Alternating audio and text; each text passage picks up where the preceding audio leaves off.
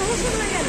গতকাল যখন আমরা এটা প্রতিবাদ জানাতে ভেতরে গেলাম, আমাদের ছাত্রছাত্রীদের মধ্যে থেকে আমরাই নির্বাচিত করে দুজন যোগ্য পাঠালাম। তাদেরকে ভেতর থেকে বলা হলো, হ্যাঁ স্বীকার করে নেওয়া হলো কার্যত যে দুর্নীতি হয়েছে, কিন্তু দুর্নীতি হয়েছে স্বীকার করে নেওয়ার পরও সেই প্রমাণ জোগাড় করে দেওয়ার দায় কি সাধারণ ছাত্রছাত্রীদের? আমরা ফর্ম ভরি, আমরা ফিস দেই, নিয়ামক সংস্থা পিএসসি নিয়োগ করবে এবং আমাদের বিশ্বাস ছিল পিএসসি স্বচ্ছভাবে নিয়োগ করবে, কিন্তু আমাদের সেই আশা ভরসার সমস্ত জল ফেলে দিয়ে আলু কাটানোর পরে রাস্তায় কোশ্চেন পেপারগুলো বিক্রি হলো, অ্যান্সার কিগুলো বিক্রি হয়ে গেল। এর দায় কার? আজকে এর উত্তর আমরা নেব। আমাদের একটাই দাবি, রি এক্সাম। এই দাবি না মানা পর্যন্ত, এই পরীক্ষা ক্যান্সেল না হওয়া পর্যন্ত আমরা এখানে আছি। আমার নাম জয়িতা চক্রবর্তী, আমি বেলঘরিয়া থেকে এসেছি।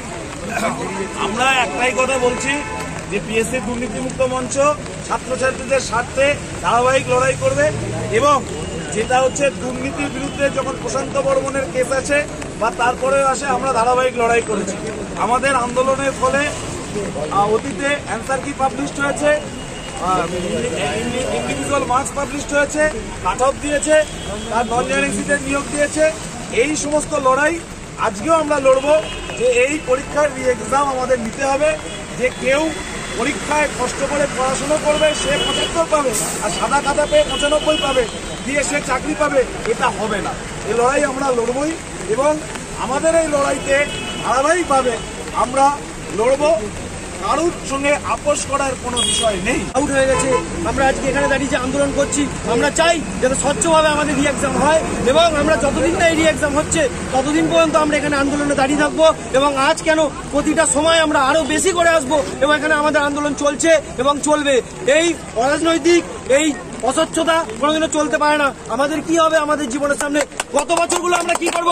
আমাদের জীবন থেকে যে বছরগুলো চলে যাচ্ছে, এই সরকার এই পিএসসি কি ফিরিয়ে দেবে আমাদের?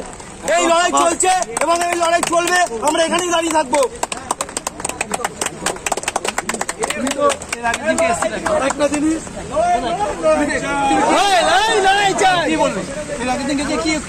আপনার কি ব্যবহার হয়েছে?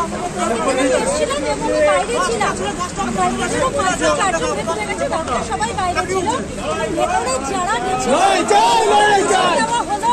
যে হ্যাঁ দুর্নীতি হয়েছে, কিন্তু স্বচ্ছভাবে নিয়োগের দাবির জন্য তুমি জানাচ্ছ এই জোগাড় করে নিয়ে আসতে লাগবে। কেন প্রমাণ জোগাড় দেয় আমাদের? আমরা সিবিআই, আমরা ইডি, আমরা সামান্য ছাত্রছাত্রী, বই কিনি, পড়ি, পরীক্ষা দেই। দুর্নীতি করতে লাভ করা, দুর্নীতি করবে অনেক বিক্রি করবে 10,000 30,000 করে, টাকা নেবার, শুধু পড়তে পারবো, সহ্য করবো, করবো না এই দুর্নীতি। আমার নাম জয়িতা চক্রবর্তী।